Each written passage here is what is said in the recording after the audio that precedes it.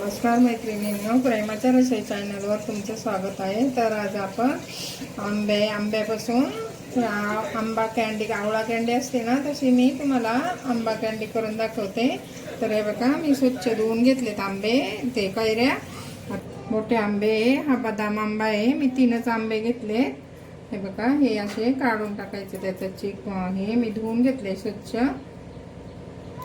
असे मी हे करायचे आणि त्याला मध्ये असं कापून घ्यायचं, थोडंसं कापून, म्हणजे पूर्ण नाही कापायचं, आपल्याला त्याचं साल निघलं पाहिजे असं करून घ्यायचं।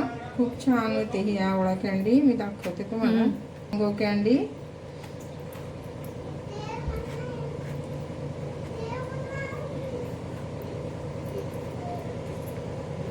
बघा, असे काप करून घेतले का मी खाली हे कुकरला बघा असा डबा ठेवलाय आणि भात लावलाय आणि त्याच्यावरून मी आता हे आंबे बघा याला पण चीर पाडून घेतली। तर असे आपण ह्या कैऱ्या अशा ठेवू आणि वाफवून घेऊ। बघा, मी आता कुकरला लावते आणि झाकण करून घ्यायचं आणि 2-3 शिट्ट्या करून घ्यायच्या। आता हे उघडून बघू। बघा, आपले हे असे बाजूला झालेत आता आंबे कैऱ्या। आता आपण एक एक काढून घेऊ, थंड करून घेऊ आणि मग काढून घेऊ। हे बघा, आता आपण असे काढून घेऊ आणि मग त्याच्यातलं साल बाजूला करायचं, अजून गरम आहे। बघा, आता ते आपोआप असं मोकळं होतंय, आपण असं आता हाताने सगळे काढून घ्यायचं। हे पल्प ना सगळा असा काढून घेऊ आपण।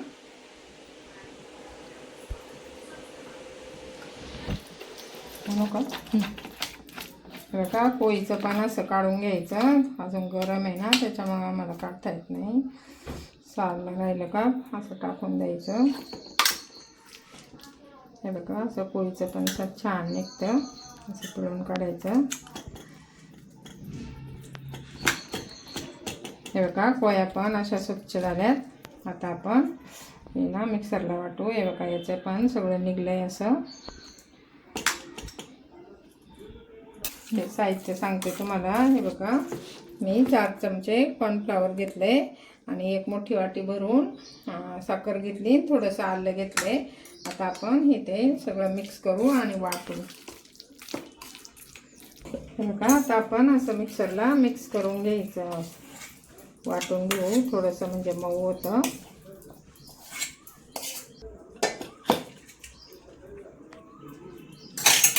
आता आपण याच्यात तुमच्या आवडीप्रमाणे तुम्ही टाका, कारण ही कैरी पण गोड आहे। मी अर्धी साखर टाकते, नंतर थोडंसं लागली तर थोडी थोडी टाकायची। आधी खाऊन बघायचं, कैरीवर असतं, कैरी आंबट असली का कमी लागतं। आता हे आलं टाकलं आणि चिमूटभर मीठ टाकायचं।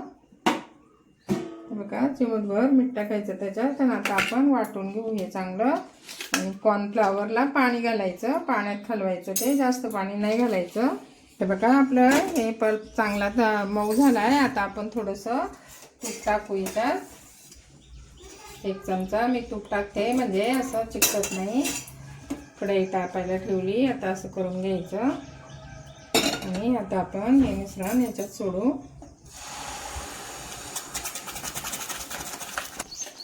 बघा, हे असं मिक्स करीत राहायचं चांगलं, असं मध्यम गॅस करायचा आणि मिक्स करून घ्यायचं चांगलं, ते गोळा होईपर्यंत चांगलं हे करायचं। हे बघा, 10 मिनटं मी असं बारीक गॅसवर हे हटवून घेतले। आता आपण त्याच्यात ना कॉर्नफ्लॉवर टाकू, थोडंच पाण्यात करायचं, नाहीतर मग ते आटायला परत जास्त वेळ लागतो।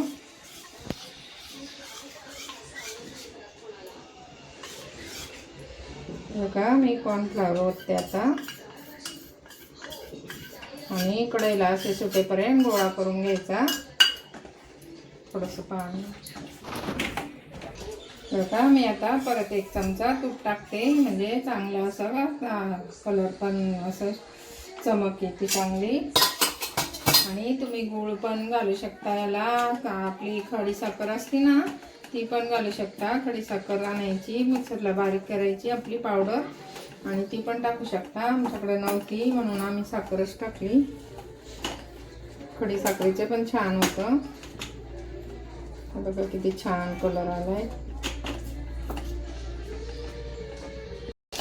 बघा असा गोळा झाला पाहिजे, असं कढईतून हे सुटलं पाहिजे असा गोळा, मग ते चांगली विकली गेली. आता आपलं कसं झालंय, चांगलं तर सुटतंय. आता आपण काढू.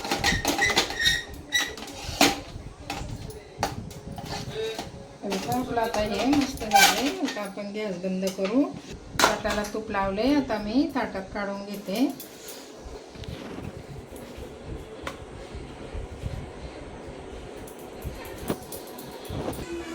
हे बघा असं हे पसरून घ्यायचं आणि असं फुलपात्राला तूप लावायचं. तुपाने चांगलं पसरून घ्यायचं. तूप लावले. आता असं असं करून असं थोडंसं पांगून घेऊ आपण.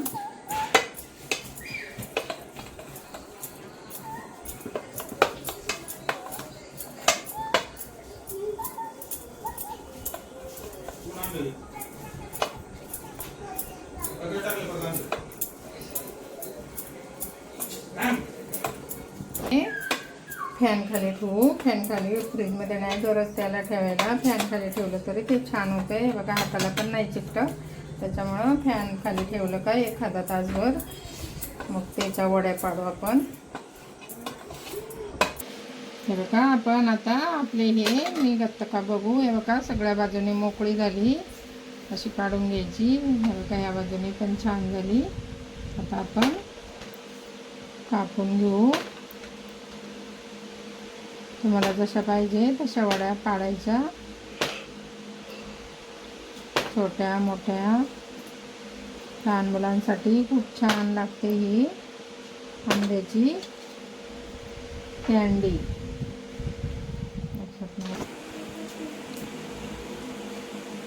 हे बघा किती छान निघते.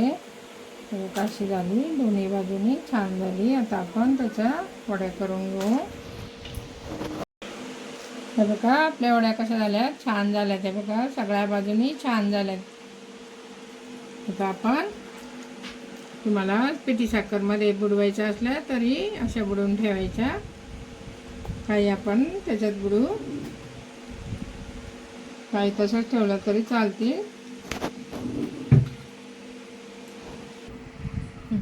बघा किती छान झाल्यात आणि चवेला पण खूप भारी झाल्यात. तुम्ही नक्की करून बघा. तुम्हाला जर आवडल्या तर लाईक करा, शेअर करा. नवीन असेल चॅनलवर तर नक्की सबस्क्राईब करा, कमेंट करा. Bye bye.